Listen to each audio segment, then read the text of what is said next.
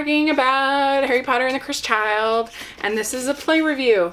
And this is actually a script from a play that they're doing in England, and it's written by Jack Thorne and John Tiffany, with JK Rowling approving of the story. And it's in two parts. There's part 1 and part 2. I guess if you actually see it in London, you have to go 2 days to see both parts of the story. And it takes place after the events of all of the Harry Potter books. Favorite characters are now parents, and you have Ron and Hermione, you have Harry and Ginny, and you have Draco and Astoria and his wife. And so it starts off with Harry's 2 sons, James and Albus, but the main character of the story is Albus. James is kind of the hero child. He does everything right, and Albus is kind of the one that doesn't fit in, doesn't belong, doesn't get along with his father very well. They just see things very, very differently. And then Draco has a son named Scorpius, and Scorpius is definitely a very thoughtful child, is a very kind-hearted child. Well, both of them end up getting put in to Slytherin house, and that's kind of shocking that a Potter would get put into Slytherin, and they end up becoming fast friends. And there's some things that Harry is nervous about with this friendship between Albus and Scorpius, and I honestly thought that it was heading towards more than just a friendship between Albus and Scorpius. The way that they talked about the friendship in the play, and the way that Scorpius would be jealous of Albus, particularly with this female character that gets introduced. And so I was kind of surprised, actually, when it didn't go that way, which, whatever. It's definitely a very deep and abiding friendship between these two boys. And Harry and Albus are in deep conflict with each other. And Albus is kind of feeling rebellious, and they end up getting a hold of a time turner, and they go back in time to some of the events of the previous books. And so you get to know a ton of characters. You get to relive a ton of characters, and you get to introduce to a ton of new characters. There must be so many roles in this play.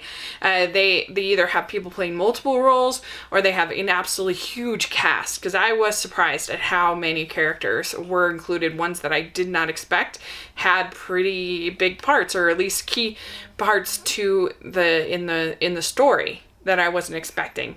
And for me, the Harry Potter books and movies, I've been watching them for this podcast that I've been doing, and we're going to be doing the 5th movie on the 20th. You want to make sure to put that on your calendar.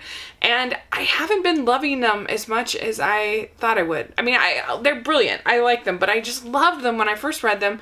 And I don't know, I'm just like, okay. They're just not exciting me. And I was talking to my sister, and she said, that really the Harry Potter books are mysteries at their core. And so for me, I think maybe that I know the mystery, I know the ending, they're just not quite as enticing as they were on the first read. But it's not that they're bad. Like, it's just that, I'm just not loving them the way that I thought I would. I've always been more of a casual fan when it comes to Harry Potter, but I really do think they are quite brilliant. But it was fun to read something new, is what I'm trying to say. It was fun to read something new, a new story in the Harry Potter world. Time travel has always been a favorite of mine, so that was kind of fun to see, and go back to particularly book 4. That was interesting to get to see. And time travel always has lots of plot holes, and so if you overthink it, there's lots of problems. That's just the way time travel is. And they end up with multiple dimensions and different stuff, and it gets pretty convoluted, but I thought it was entertaining. I thought it worked. There's some definite, I can see why some hardcore fans don't really like the character depictions of some of the characters. I was fine with all of them, except for Ron. I thought that Harry did behave the way that a parent would behave. I mean, I think most parents have that kid that just knows how to push their buttons, and yeah, he was pretty angry, but I thought it was understandable anger. I thought it made sense for his character, and especially when he's worried and under a lot of pressure. Hermione's basically what you expect. I thought the Draco was pretty good. He still has that mischievousness in him. He's still sort of sarcastic, but he also is very vulnerable and very sincere, and you can tell he really loves his son. And I thought Ginny was fine. I mean, just basically the same as in the book. But I thought that Ron was the real miss. He was like drunk at their wedding, and he's just a kind of a buffoon. So I didn't really appreciate that description and the way that Ron grew up in this book, this play. And I think it does feel like fan fiction, and I think that partly it's because the writing is kind of poor, kind of amateurish. Like, the story is okay, but the writing, I'm surprised that JK Rowling would kind of put her name to this quality of writing, because she is such a great writer. And just the word choice and the way that, particularly the scenes in between the dialogue where they're trying to tell you what's going on in the play, I thought were kind of poor. Like, here's an example. It's so still, it's so peaceful, it's so perfectly tranquil. There's no way JK Rowling is going to use so 3 times in one sentence. So still, so peaceful, so perfectly tranquil. And that's just not a very well written sentence. And then, listen to this. So we get, and then Scorpius ascends to the surface, breathing deeply. He looks around himself, breathing deep, panicked breaths. He looks up at the sky. The sky seems bluer than before. And then Albus ascends after him. There's a silence. Scorpius just looks at Albus disbelieving. Both boys breathe in and out. So here we've got that they're breathing deeply. Breathing deep, panic breaths.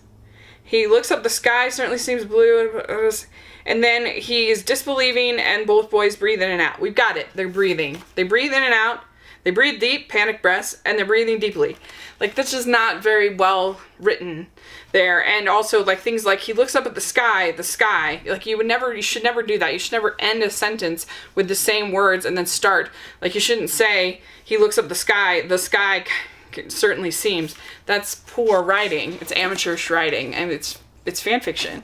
And so I'm surprised that JK Rowling didn't demand it to be better as far as that, as far as the book. Of course, when you see the play, you don't see any of that because that's all just the connective. But some of the dialogue was even kind of poor. It's very heavy on the adverbs, and it's just not as good as something that JK Rowling would write. But as fan fiction, as just something, a new story in the world of Harry Potter, I thought it was enjoyable.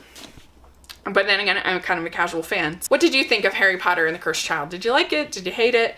Where were you on it? Please don't put any spoilers in the comments. That would be great. And thanks so much. Please subscribe to my channel, and I will talk to you later. Bye!